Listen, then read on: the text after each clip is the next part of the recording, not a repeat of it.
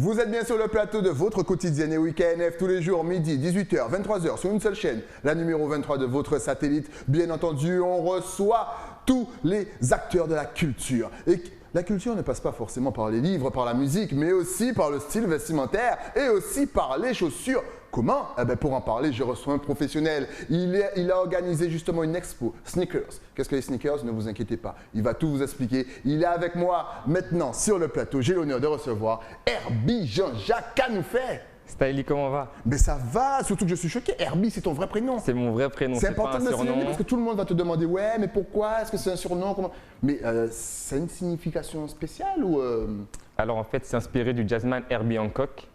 Donc mes parents sont des grands fans de jazz, du coup ils m'ont appelé Herbie, sachant que lui s'appelle Herbie avec H-E-R-B-I-E. Ouais. Et d'ailleurs qui a un surnom, son vrai prénom est Herbert. Tout le monde le surnommait Herbie. Donc il s'est nommé ensuite Herbie Hancock en tant qu'artiste. Et mes parents m'ont nommé Herbie comme lui, mais ont modifié l'orthographe H-E-R-B-Y. Et toi, c'est ton vrai prénom. C'est mon vrai prénom, c'est pas un surnom. Il y a comme quoi, hein, il y a tout, même le prénom est dans le style. A du sens. Et justement, on voit justement le style, c'est-à-dire que tu as voilà, le petit foulard qui a sorti aux chaussures. Justement, on parle de chaussures. Et déjà, je disais en intro justement que voilà, la culture n'est pas forcément dans les livres, dans ce qu'on nous apprend aussi, mais aussi dans la façon de s'habiller. Est-ce que pour toi, porter des chaussures voilà, en mode caribéen est aussi une certaine façon de faire passer sa culture? Eh ben, c'est exactement ça, justement. Je fais vraiment en sorte d'avoir un style qui est en lien avec la culture. Ma culture déjà en tant que Guadeloupéen, né ici à Basse-Terre, en tant qu'Afro-Caribéen, en tant qu'Afro-descendant, donc ça repart même encore plus loin.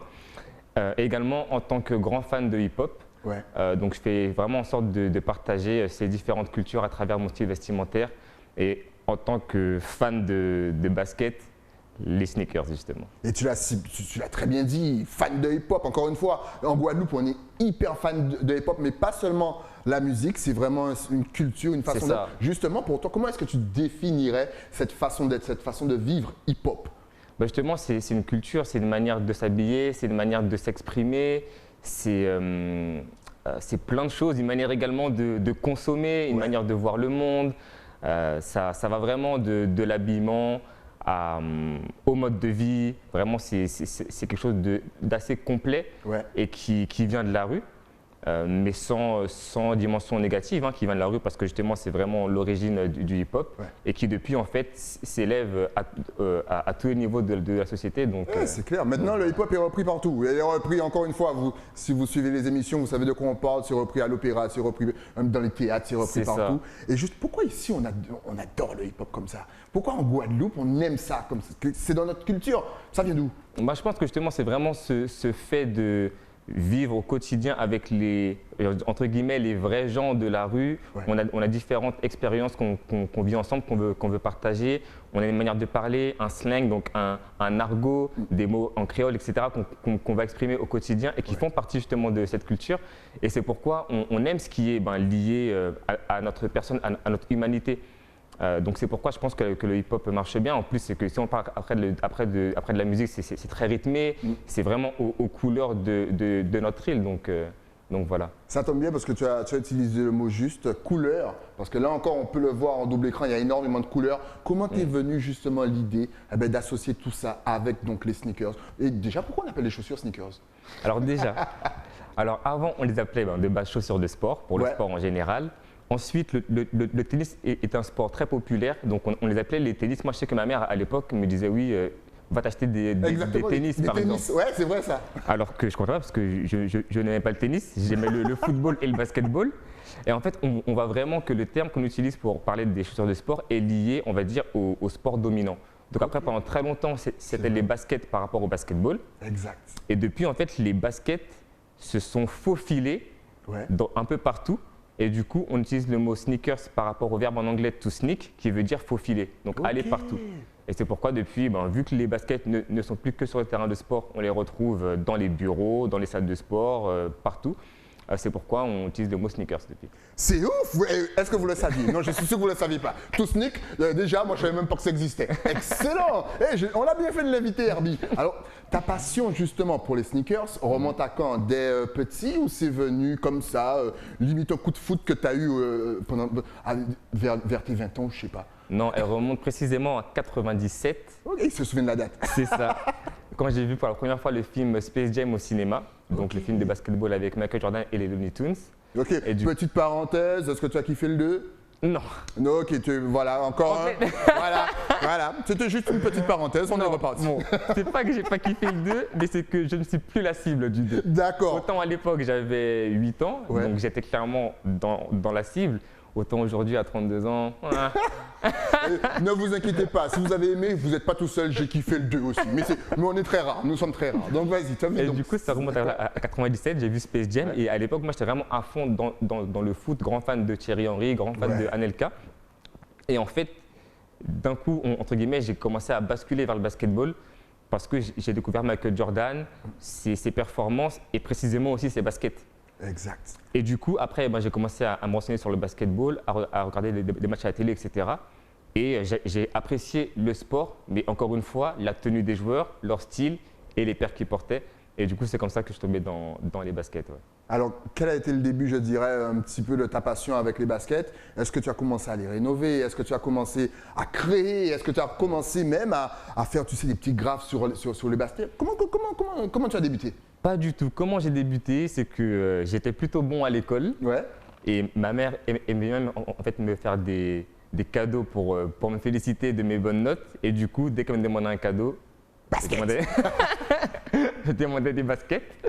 Et donc ensuite, en grandissant, moi, quand j'ai commencé à travailler, un de mes premiers jobs à temps partiel à côté de mes études était justement chez une de mes marques préférées.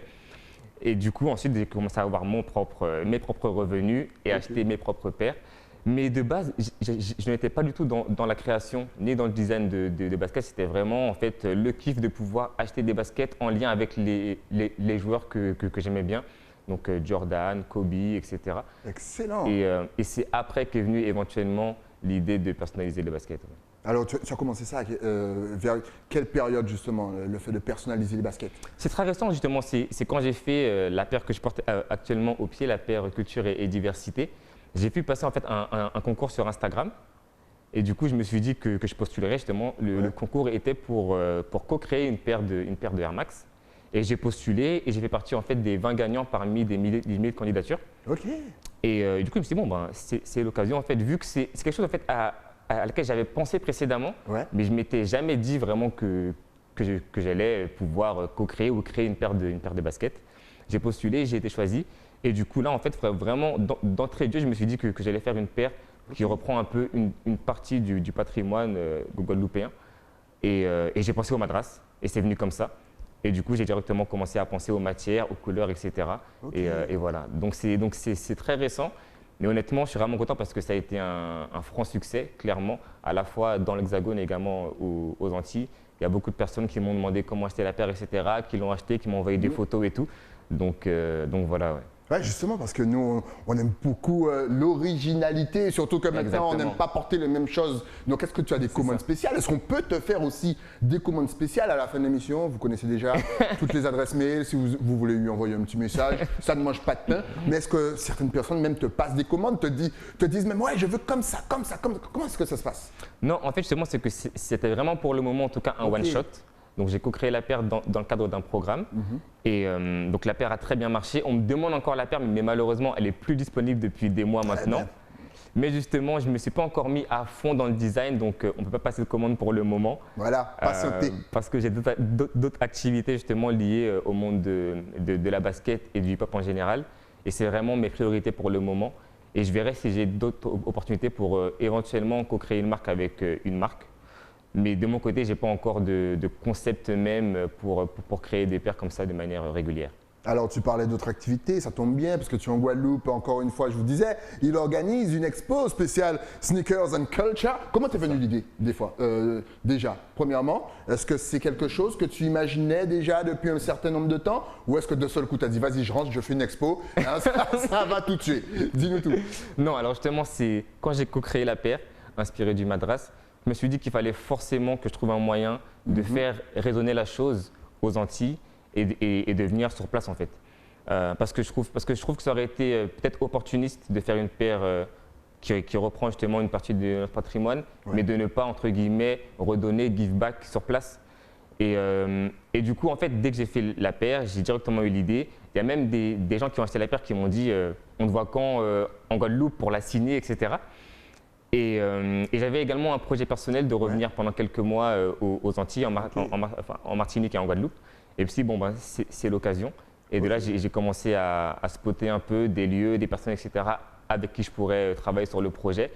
Et tout s'est fait assez rapidement au final. Au bout de quelques mois, ça a été bouclé et on est là. Et on est là. Et oui, Expo du 3 au Du 6. Du 6. Samedi 6 novembre. Le gars, le 3, il est pressé. Il est pressé. Il veut voir les paires de chaussures. Le 3. Non, le 3, c'est la date à laquelle justement on enregistre l'émission. Donc le 6 du samedi 6 novembre au samedi 13 novembre. Donc une semaine complète. Ok. De quelle heure à quelle heure? Est-ce que c'est toute la journée? Est-ce que c'est le soir? Est-ce qu'il faut payer? Est-ce qu'il faut réserver? Est-ce qu'on pourra acheter les chaussures sur place? Dis-nous tout. Alors, c'est à la librairie générale de Jarry. C'est de 8h à 18h. Sachant que moi, je pense que je vais arriver tous les jours vers 9-10 heures pour avoir le temps de me reposer un peu des journées précédentes. Bien sûr, bien sûr. Entrée libre, donc ce qui est vraiment bien, entrée libre dans le respect des restrictions sanitaires locales. Du coup, port du masque obligatoire.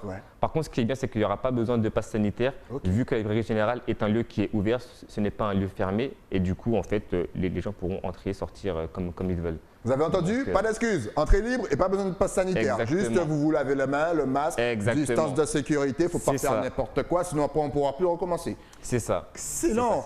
Est-ce qu'il y aura des showcases? Est-ce qu'il y aura des guests? Est-ce que tu as déjà, je ne sais pas, des artistes, ou même quand je dis artistes, ce n'est pas forcément chanteurs, mais peut-être des écrivains, des slammers qui vont faire une petite apparition? Parce que forcément, ça nous parle à tous. Alors, très très bonne question, justement, encore une fois, c'est que dès le départ, je m'étais dit que je ferais un projet en collaboration avec des artistes et personnalités locaux. Et du coup, donc une semaine Expo Sneakers, donc vous verrez les paires toute la semaine, tous les jours sans problème. Et ensuite, il y a un programme quotidien. Donc par exemple, le mardi 9, il y a un podcast avec Tu fais quoi? Donc avec un média qui promeut en fait les entrepreneurs locaux. Exact. Sur Internet, n'hésitez pas à suivre. Exactement. Et du coup, le thème est vraiment le lien entre la passion et le business. Donc, il y aura différents intervenants comme l'artiste Chris, que tout le monde connaît, l'athlète de haut niveau Fanny Queneau, que j'ai connue à Paris. On a bossé ensemble, qui est justement une athlète de haut niveau, qui est entre autres proche de Teddy Riner. Il y aura également Maël Félix Henry, si je ne me trompe pas sur son nom de famille, sinon je m'en excuse. Mayou, Ireza. Exactement. On connaît, c'est que des professionnels. Là, il vous nomme des noms, mais c'est que des professionnels. Voilà. Le mercredi, il y aura un atelier créatif, une performance artistique de jeunes artistes locaux. Donc, on lance un concours sur Instagram pour pouvoir choisir 4 personnes, 2 filles et 2 garçons, de 18 à 25 ans, pour qu'ils puissent venir ensuite performer en live à la librairie, pour que les gens puissent y assister. Et il y aura d'ailleurs une surprise pour eux qu'ils ne connaissent pas encore, mais qu'ils découvriront. Donc mercredi 10, le jeudi 11, qui est un jour férié, donc profitez pour venir vraiment. Il y aura en fin de journée là un live talk sur la transmission justement des cultures afro-caribéennes, avec différentes personnalités qui œuvrent pour la promouvoir. Donc avec notamment le docteur Maël Lavener qui m'a mis en contact avec toi. Qu'on big up, qui est super occupé. Mais il doit revenir bientôt sur le plateau, mais continue le travail, t'inquiète pas, on est patient, on t'attend. Exactement. Donc il a parlé de son application RJVert qui met en avant l'histoire de la Caraïbe et des afrodescendants. Il y aura notamment Alicia Makanja qui est une créatrice et consultante spécialisée dans la cuisine et la nutrition afro-végétale. Donc quelque chose de franchement de moi je connais. Madame, il faut venir sur le plateau parce que c'est très intéressant déjà le thème. Donc voilà.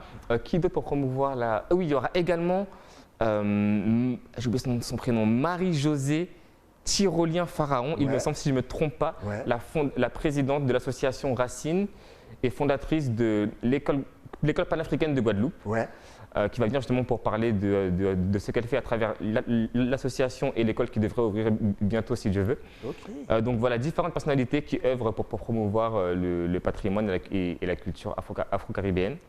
C'est fou, franchement, c'est un programme de fou. Donc le 9 et le 10, c'est vraiment extraordinaire. Plus le talk, le 11, c'est férié, donc vous n'avez pas d'excuses. Il y aura de tout. Franchement, ça part dans tous les sens. Il y aura Et pour finir, vas-y. Ah, c'était pas fini? C'était pas fini. Et pour finir, le samedi 13, performance de Goka pour clôturer l'événement. Parce que je vais te dire, quand même, il faut une partie Goka quand même. Exactement. Voilà. Le jour, c'est extraordinaire. Avec donc, la danseuse Keisha Alphonse.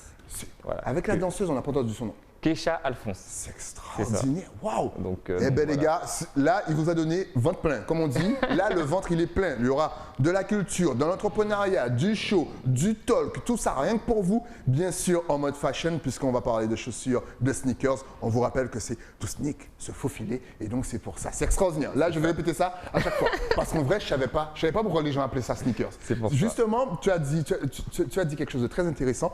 Peut-on aujourd'hui, en 2021, justement faire du business avec sa passion et aussi, voilà, avec sa culture? Clairement, on va dire que je fais partie des exemples. Moi, justement, j'ai toujours aimé le basketball, le sport, du coup, après les baskets.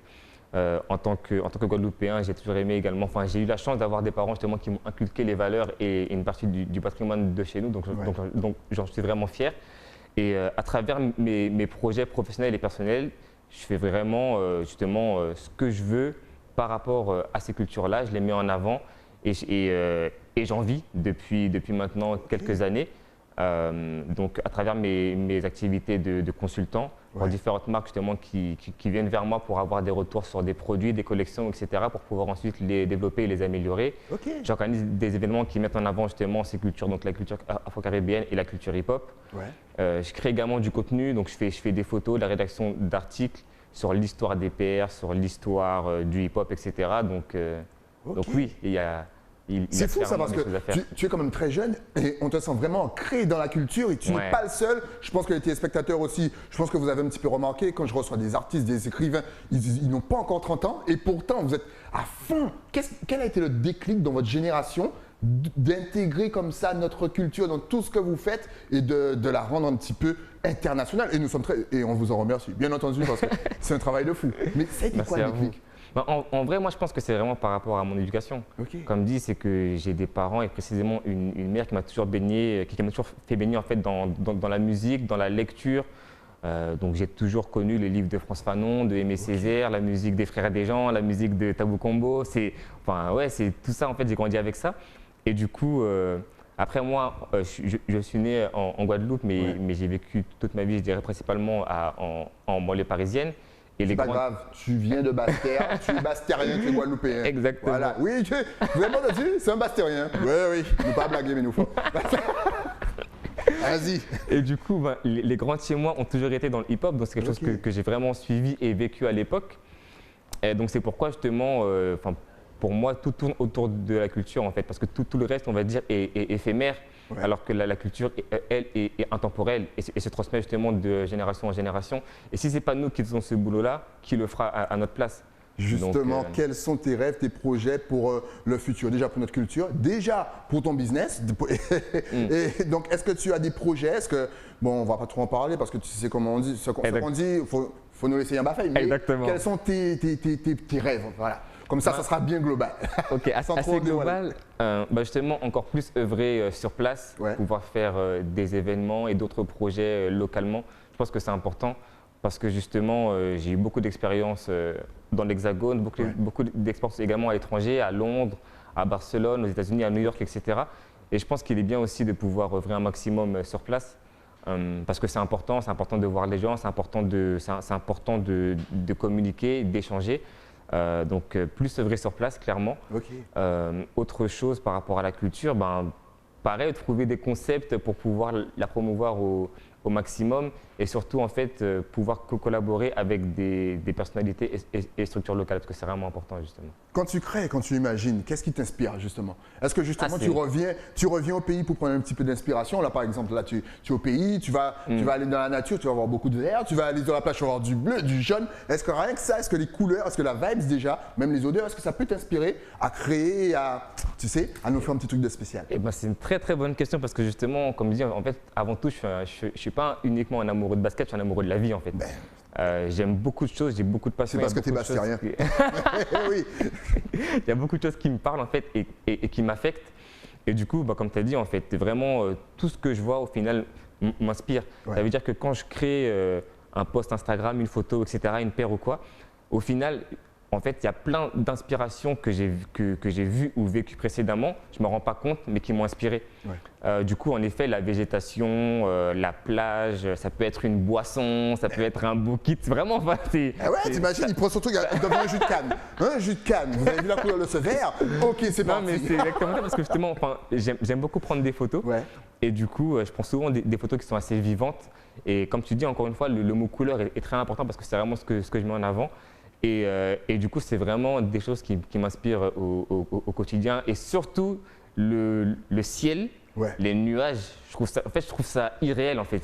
Je pense qu'on ne se rend même pas compte que des choses si simples qu'on voit au quotidien sont magnifiques. Exactement. Rien qu'un ciel étoilé à Vieux-Fort, encore une fois, parce que Sébastien. Les gars, quand vous allez à Paris, il n'y a pas d'étoiles. Hein. Vous regardez là-haut, vous dites, c'est quoi? C'est un plafond? C'est ça. Il n'y a pas ça. C'est ça. Donc profitez pendant que vous êtes là, parce qu'une fois, on ne sait jamais ce qui peut arriver dans la vie. On se retrouve à Paris, on regarde le ciel, on voit que des lampadaires. Eh ouais, Exactement. justement. Mais c'est vrai, c'est vrai. Enfin, on peut en rigoler, mais c'est réel, ouais. Exact. Et donc, si tu avais un petit conseil à faire passer à nos jeunes entrepreneurs, parce qu'il y a de plus en plus de personnes qui ont envie d'être déjà leur propre chef, vivre de leur passion un petit peu comme toi et puis se développer, ça aurait été quoi? Déjà, pour qu'ils puissent commencer, mettre le pied à l'étrier. Déjà, première chose, premier conseil, il faut aimer ce que vous faites. Je ne pense pas que l'argent ou les autres, je dirais, comment dire, les autres choses qui sont assez, pour moi, futiles, en fait, je ne pense pas que ce sont en fait des vrais moteurs de motivation. Il faut vraiment aimer ce qu'on fait, donc commencer en fait à essayer de chercher déjà ses propres passions. Ensuite, ça c'est le point le plus compliqué, c'est chercher en fait ses vraies compétences, savoir ce qu'on sait faire et ce qu'on ne sait pas faire, parce que c'est une réalité, on ne peut pas savoir tout faire dans la vie malheureusement. Et ensuite, c'est de ne pas hésiter à se lancer en fait. Je pense qu'arrive un moment, on a souvent, je trouve, on nous a souvent dit qu'on ne pouvait pas faire les choses parce que si, parce que ça, alors qu'au final, si, on peut ne serait-ce que tenter, se lancer. Si ben, ça ne marche pas, ce n'est pas un échec parce que sur la route, eh ben, on aura appris des choses. On retentera avec sur un autre domaine, un autre concept, etc. Mais vraiment, ne pas hésiter, mais être réaliste. Être réaliste, ça c'est important. C'est ça, être réaliste et ne pas hésiter. Puis quand on se trompe, les gars, c'est pas la fin du monde. Exactement, on se relève et puis on repart. Exactement. Eh oui, Michael Jordan, il faudrait qu'il a réussi tout de suite. Non, il s'entraînait. Puis après, on a Herbie qui fait des chaussures par rapport à lui. Voilà. Est-ce que c'est toujours le même style de chaussures ou est-ce que tu travailles vraiment sur toutes les autres paires? Alors moi, je travaille surtout sur les paires liées au basketball. Ok. Encore une fois, c'est les montantes, les basses. C'est ça. D'accord. Exactement. Tu fais des graphes dessus ou tu crées seulement? Non, c'est pas forcément. Enfin, c'est surtout partager leur histoire en fait. Ok, d'accord. Que je fais partager leur histoire à travers des photos, à travers des articles, à travers des vidéos aussi. Tu es l'historien de. Donc, voilà. Un peu. C'est ça. C'est un peu ça. C'est un peu ça vraiment. C'est un peu ça. Et du coup, justement, c'est vraiment ce que je vais mettre en avant à l'expo. C'est bien que tu aies dit ce mot-là. C'est que chaque paire aura un petit écriteau avec l'histoire de la paire justement. Oh, c'est génial. Ce qui est vraiment important justement, c'est que je ne fais pas ça pour uniquement montrer une partie de ma collection. C'est pas l'intérêt, c'est vraiment montrer que j'ai une collection, oui, mais qui est liée à une passion et qui est liée à une histoire, encore une fois. Donc tu as une collection de combien de paires de chaussures? Attends, le gars va venir avec un camion. Ok les gars, vous déposez tout ça là-bas. C'est fou. J'ai l'impression que tu as une tonne de paires. J'ai pas passionné. une tonne de paires, mais comme je dis souvent, j'en parle uniquement avec mon avocat. Mais non, c'est que oui, j'ai quand même beaucoup de paires, on va dire, mais c'est relatif. Mais ce qui me parle, c'est pas forcément l'aspect quantitatif, et c'est pourquoi je ne parle pas du nombre de paires, mais c'est plus l'aspect en fait qualitatif, parce que j'achète uniquement des paires qui ont une histoire. S'il y a une paire qu'on va dire qui est juste belle mais qui n'a pas d'histoire, ça ne va pas forcément m'intéresser. Je vais vraiment creuser pour savoir comment a été créée la paire, qui a créé la paire, pourquoi, etc. Donc c'est ce qui m'intéresse. Mais à l'expo, il y aura un nombre réduit de paires parce que justement, je vais vraiment parce que l'avion n'a pas pu tout. Pour une première, je vais vraiment faire un focus. Oui, c'est vrai qu'en plus, c'est uniquement des paires qui ont un lien avec la culture noire en général. Donc il y aura des paires liées au réalisateur Spike Lee, il y aura des paires, il y aura la paire que j'ai co-créée, il y aura des paires qui ont été inspirées en fait d'imprimés tribaux d'Afrique de l'Ouest. Donc c'est vraiment tout ce que je mets en avant à travers cette première exposition. L'historien des sneakers, je vous l'ai dit, vous allez à l'expo du 6 au 13 et vous aurez tout un historique, c'est super. Quelle est la paire ou les paires qui t'ont le plus marqué? Très très bonne question. Par rapport à leur histoire, à leur style, le tout mélangé. Je sais que c'est compliqué. Exactement, c'est dur. Parce qu'il y en a tellement. C'est assez cliché et classique, mais la Jordan 1, qui est la première paire portée par Michael Jordan en 1985. Et c'est une paire qui a été bannie de la NBA. parce que justement à l'époque il fallait respecter un certain code couleur au niveau des paires. En fait, il fallait porter des paires assorties aux tenues et principalement noires et blanches. Ouais. Et du coup, Jordan est arrivé avec une paire rouge et noire. Exact. Et du coup, c'est une paire qui a été bannie de la NBA, qui a en fait ensuite été promue par son sponsor, qui ont utilisé ce ban pour pouvoir en faire ensuite du marketing.